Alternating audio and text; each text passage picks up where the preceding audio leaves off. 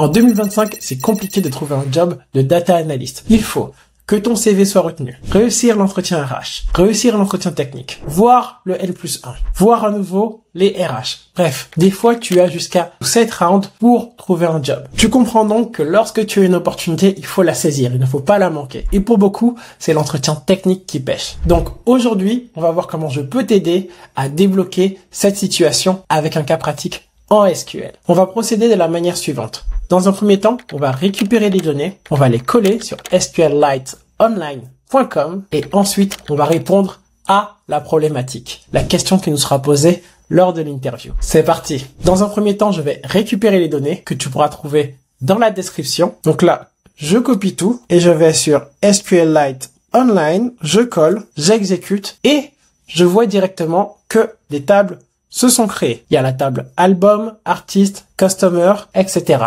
Donc là, on va travailler avec des données sur l'industrie musicale. On va voir par exemple que dans la table album, il y aura des colonnes, album ID, title, artist ID, et que album ID sera la clé primaire. Maintenant, sur la seconde page, il y a ma problématique. Quel est le top 10 des artistes les plus vendus par pays? De la ligne 3 à 5 figurent des noms de tables et de colonnes que je vais utiliser. C'est parti. Ce qui est attendu pour répondre à cette question, ça va être l'utilisation de CTE, Common Table Expression, qui commence toujours avec with. L'expression with, le nom de la sous-table créée ou de la table temporaire, entre guillemets, parce que les tables temporaires, c'est autre chose. Mais là, on va créer des tables qui ne vont pas vraiment exister. Donc, c'est toujours un peu touchy de trouver un vrai nom. Et là, on va commencer avec invoice line et invoice. On va lui donner un nom du type invoice country as. Et là, on ouvre les parenthèses et dedans, select. On sélectionne track ID, unit price, quantity et aussi total price. Alors, comme on a vu que unit price, en fait, c'était un camel case, donc on va garder la même syntaxe des camel case. Je vais pas mettre d'underscore. À chaque fois que je vais commencer avec un nouveau mot, je vais mettre une majuscule, total price. Et total price, qu'est-ce que c'est? On a dit que c'était la multiplication des deux. Je les multiplie et je vais ajouter aussi le billing country. Maintenant, une bonne manière de faire, lorsqu'on a une jointure à faire, c'est de commencer par la table la plus grande et la joindre à la table la plus petite. Ici, la table la plus grande, ça va être invoice line, parce que invoice line, ça va prendre chaque ligne. Alors que invoice, c'est le total de l'invoice line. Donc, invoice line, left join, invoice, on. À chaque fois qu'il y aura un mot-clé, je vais aller à la ligne, on. Alors, je vais donner des surnoms. Invoice line, je vais l'appeler as IL et invoice as IN. IN, c'est un mot-clé. Donc, IE, voilà. Et je dis que IL.trackID est égal à, attention, IE.trackID pour faire la jointure. Et là, normalement, j'ai une table intéressante. From étoile, j'exécute. Il me dit qu'il y a une erreur. No colon such as IE track ID.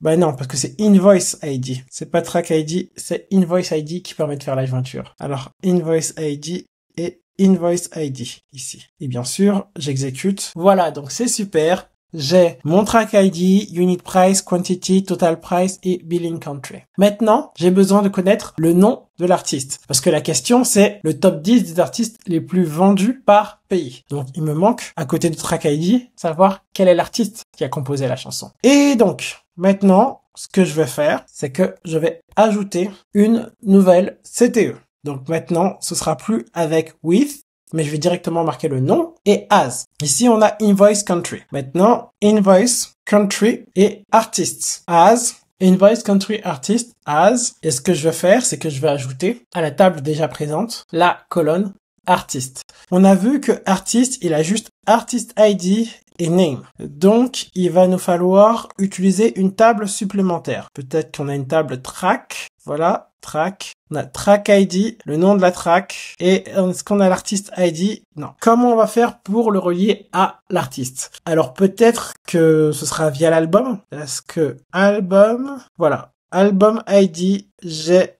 l'artiste ID. Donc, ça va être une sacrée jointure. Parce que, je reprends, on veut ajouter l'artiste. Et on a juste le track ID. Via le track ID, on va pouvoir joindre à la table track qui a l'album ID. Puis, via l'album ID, ici, on va trouver l'artiste ID qui va finalement nous donner le nom de l'artiste. C'est parti. Ici, je dis donc select, on va sélectionner tout ce qu'il y a dans Invoice Country, on va l'appeler IC, IC.étoile, virgule, artist name. Alors, c'était name, et là, c'est artiste. Donc, A.name. From Invoice Country as IC, et la première chose qu'il va falloir faire, c'est left join. On a dit à track, donc track as t on ic.trackid est égal à t.trackid. Et après, ce n'est pas fini parce que on va encore le joindre. Left join album as al et artiste, on va peut-être mettre AR alors. Voilà. Left join,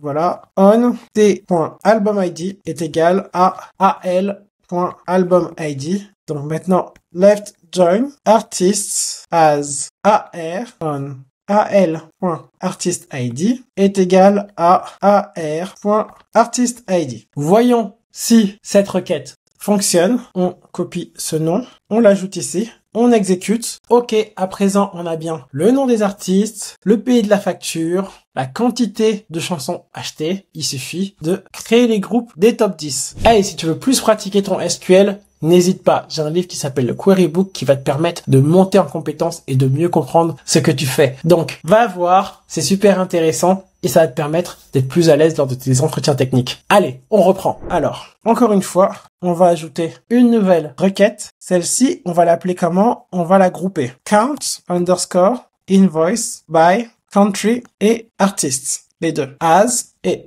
j'ouvre les parenthèses. De nouveau, select. On va sélectionner quoi? Cette fois, on va sélectionner la somme des quantités as total quantity. Et ici aussi, on va le renommer as total revenue. Et cela from cette table, invoice country artists, group by, groupé par, on a dit le billing country et le name. D'ailleurs, name, c'est pas top. À la place de name, on va écrire artist et dès ici, on va le renommer as artists. Voilà, exécutons. Ça ne va pas parce que j'ai oublié d'afficher le billing country et l'artiste. Donc, je les ajoute ici, je recommence et c'est bon. J'ai bien un pays, un artiste, total revenu. Donc, Bruce Dixon, c'est peut-être pas celui qui a généré le plus de revenus, mais on voit que Iron Maiden, déjà un peu plus en Australie. Bien, maintenant on a avancé, mais on n'a pas fini parce qu'on a besoin de les classer, de voir le top 10 par pays. Et c'est là que dans les interviews, on s'attend à ce que vous utilisiez les fonctions de fenêtrage, les Windows Functions.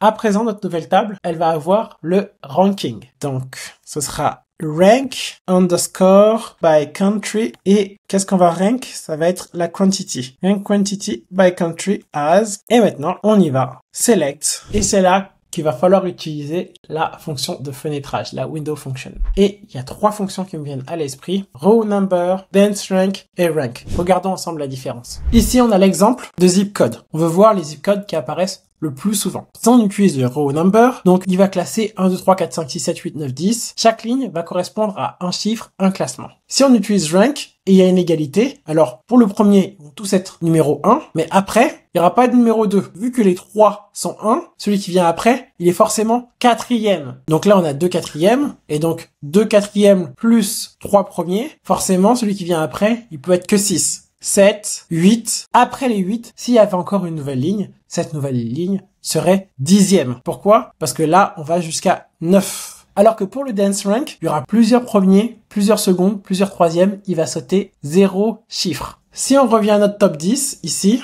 soit on utilise row number, soit on utilise dance rank. Je vais plutôt utiliser dance rank cette fois. S'il y a des égalités, on aura les deux. Alors, dance rank. Et là, je dis over. On va partitionner par quoi? Partition by country. Alors, comment on l'appelle le country? C'est ici. C'est billing country. Est-ce que je veux afficher billing country? Je suis pas sûr. Peut-être qu'en fait, ce que je veux afficher, c'est juste country. As country. Et donc, maintenant, partition by, ça va être partitionné par pays. Et les autres, je vais les laisser pareil. Donc là, je peux écrire étoile. Avant le étoile, on va mettre un point et on va dire qu'on le prend dans cette nouvelle table. Country invoice by country artist. Donc, C-I-B-C-A. Comme ça que je vais l'appeler. Ici, si je dis from, as, comme ceci, et je prends tout ça. Regardons ensemble ce que l'on a comme résultat. On exécute. Ok, Bruce Dixon, il est numéro 1. Aïe, aïe, aïe. Là, il y a un problème. Il y a un problème parce que total quantity, en fait, partition by country, et on a oublié d'ordonner. Order by total quantity, et préciser que c'est en des. Et maintenant, ce sera meilleur. Voilà. Et bien sûr, notre fonction denseRank, notre fonction de fenêtrage, il faut lui donner un nom. Donc ici, on va l'appeler asRanking. Super. Et là, ce que l'on va faire maintenant, c'est la dernière requête, la requête principale, qu'on a déjà commencé ici. On va tout simplement dire que on veut toutes les colonnes de l'instant que le ranking est supérieur ou égal à 10. Where ranking est inférieur à 11. Un point virgule, on exécute et on a un résultat. Maintenant, on peut aller plus loin dans notre résultat et on peut ordonner order by country et également par ranking. On exécute et pour Argentina, on a nos numéros 1 et nos jusqu'à numéro 5 parce que pour Argentine, il n'y en a pas beaucoup. On exécute et si on regarde en un peu plus grand, on a bien notre classement avec plusieurs numéros 1, plusieurs numéros 2, etc. Bien, à présent, résumons ce que nous avons fait ensemble. Alors, donc comme tu peux le voir, je me suis attardé à avoir des noms qui étaient explicites et dans chaque sous-requête, faire qu'une seule opération, voire deux, mais pas grand-chose, pour que le code soit facilement lisible. Bien, j'espère que ça a été explicite. Si tu veux pratiquer ton SQL pour des entretiens techniques, alors il y a le Query Book, un livre que j'ai écrit où il y a plein de questions et toute une partie courte qui explique en fait tout ce que j'ai mentionné. Et tout en bas, à chaque fois, il y a des exercices. Des exercices pour que tu pratiques et tu pratiques et tu pratiques et que tu sois meilleur en entretien et que tu saches pourquoi tu fais les choses. Bien, à bientôt!